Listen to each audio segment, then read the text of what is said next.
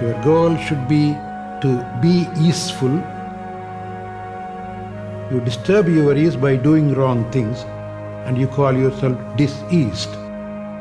To be peaceful, if a person lives based on this I, me, mine, he can never be peaceful. And then to be useful. Nothing will disturb you if your life is based on selflessness. And you can always be peaceful. And when you are peaceful, you are a happy person.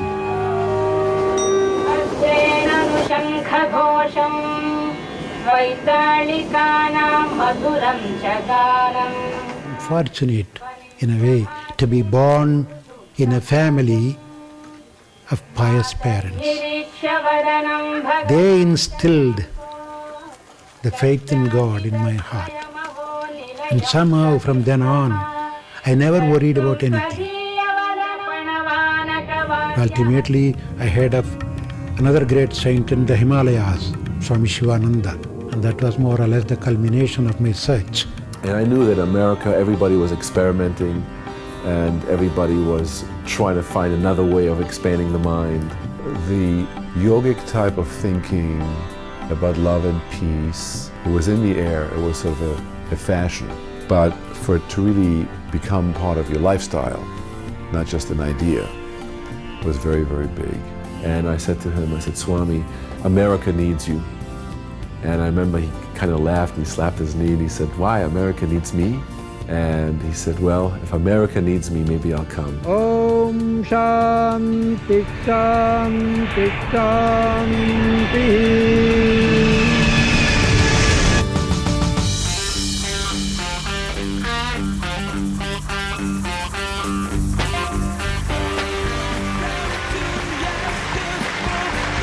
America is helping everybody in the material field, but the time has come for America to help the whole world with spirituality also. While some young people demonstrate for peace and others seek it in the artificial solace of drugs, here in New York, Swami Satchidananda teaches another way to peace. And on Friday evenings, he helps both young and old in the age-old battle to control the mind, which is the power of yoga. It is impossible to reform outside without having that reformation within ourselves.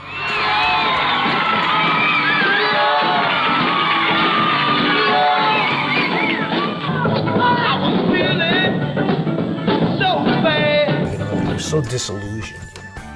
I used to say to Swamiji, what about the world? And we got trouble in Palestine, and he used to go, oh my God. He says, I gave you a broom, I told you to clean your closet, and you want to clean the whole house? Finish your closet, and then come back and talk to me,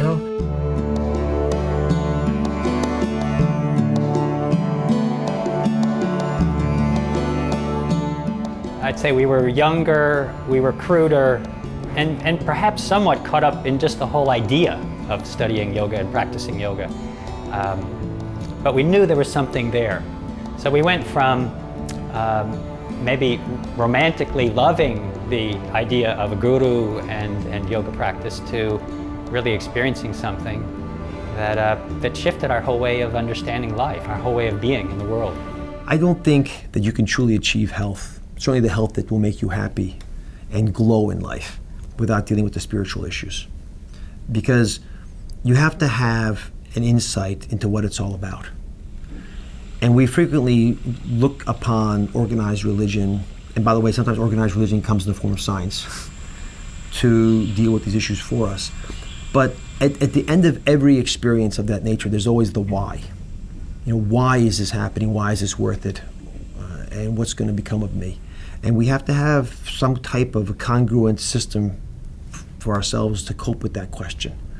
And for that reason, I would never try to advise someone to take care of their body without dealing at the same time with the spiritual issues that I know they're facing, because they're human, and all humans face that issue.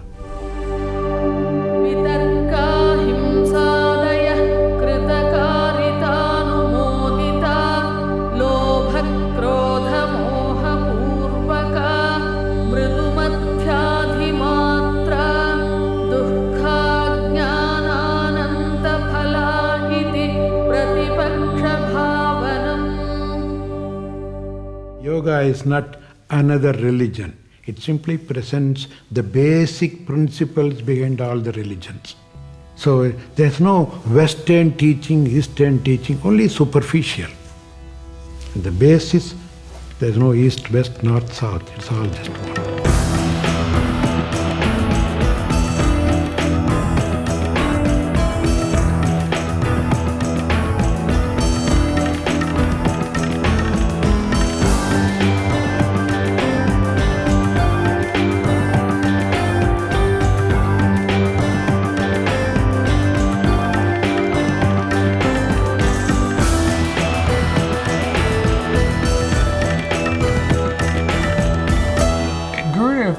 Had a lot of visibility as a major religious figure in America.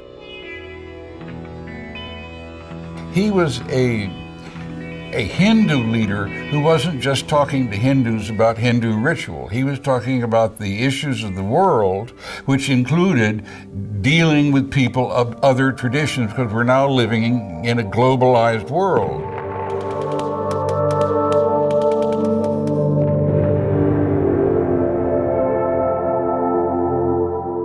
The society in which fundamentalism thrives is a certain level of human development. And until we rise to another level of whole human development, we are stuck in that. On that level, you just do that. You cannot even think otherwise. You think in we and they, and my God and their God. This is part of this level of human consciousness.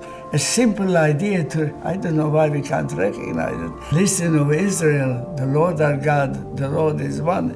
In my synagogue I add, listen, O Israel, and listen, O humankind. Everybody has to listen. What's the message? There's only one God.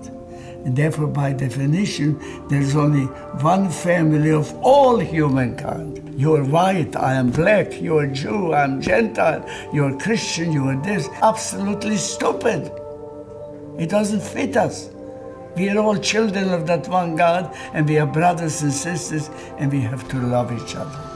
In fact, the world statistics say that more people were killed in the name of religion and God than by any other reasons. Could that be the purpose of religions? Who gave us the religious teachings? The prophet, the Jesus, Moses, Muhammad, Shankara? No. Religions always have the same aim behind, same goal. And even there is not much difference in presentation, but the problem is in understanding. Then I thought there should be a place to remind that, a permanent place.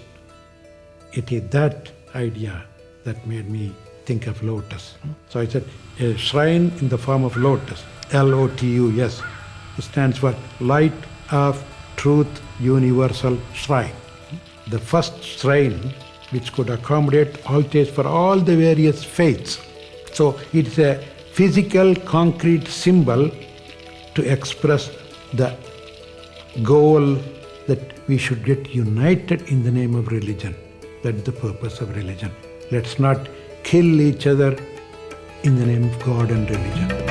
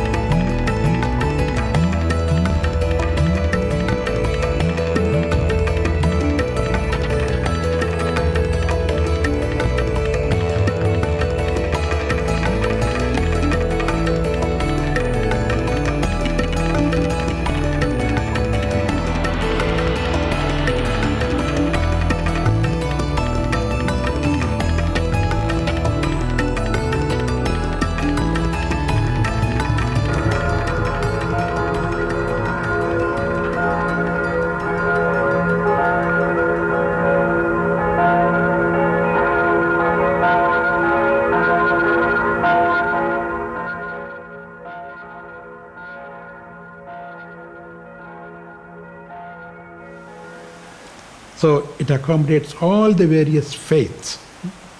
So anybody who comes here can see it's my place. And people have all over the world come, visited, and they felt so much at home.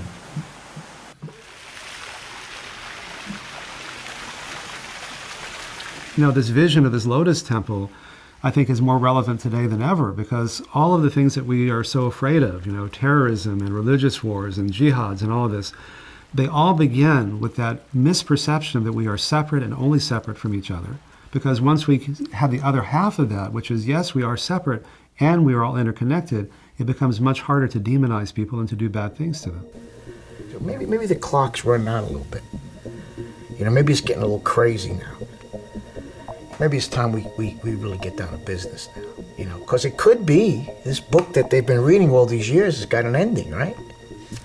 Yeah, there's an ending in there. So maybe it's getting a little quick pace because we got to bring our consciousness up fast. Looking in the world around us today and seeing climate change, seeing the levels of pollution in the world, seeing countries like China and India trying to catch up to America in terms of consumption of world resources and primarily an emulation of the West.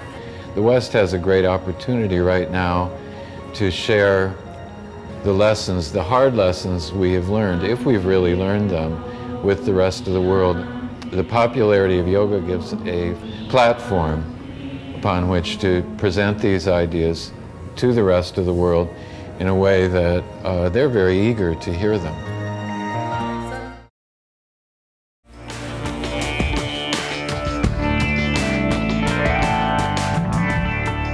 Yoga gives you the foundation. Then you can build anything you want over it. So it's not an escapism at all. On the other hand, it is a preparation to face the world and to make the world a happy place to live. I mean, he wasn't selling a bill of goods. He was himself there, welcoming you, and so humorous. He always taught us that life was for fun. And he showed that by having fun almost all the time. Life is to have fun. If we want, we can always be happy. It's completely in our hands. If I can have the right attitude, nobody, I mean really nobody, on this earth or anywhere in the planet can make me unhappy. There is a feeling that a priest, a monk should not laugh, should be very serious, always talk about the heaven.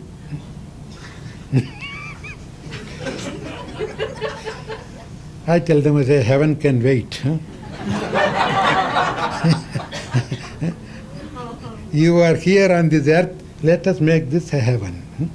He created fun. He put on my robe. And then he also said to me, you know what? He said, in my former life, I was the Rabbi, you were the Swami. Somebody asked a question. Now, Swamiji, if you lived all alone on an island and there was absolutely nothing to eat but meat, what would you do? And he looked at the guy and he said, if there was nothing else to eat, I'd eat you. I mean, Sri Gurudev has always said the highest compliment that you can ever pay me, he said, is to enjoy all the happiness and joy that I experience. Which is, what are you doing this moment to realize who you are, to know who you are, to know yourself from the inside? Because that's what you get to take with you in the continuing journey. And people would ask him, what would your last words be? He would always say, see you later. It's very simple. Keep your body as clean as possible, your mind as clear as possible. That's all we need. And do it in any way you can, in your own way. It doesn't matter. That's why I say, peaceful body, peaceful mind. And then you will be useful. You don't have to become a useful person. You will be useful. So if you remember this always, you don't need me anymore, you don't even need to hear me. anymore. Good idea. Thank you.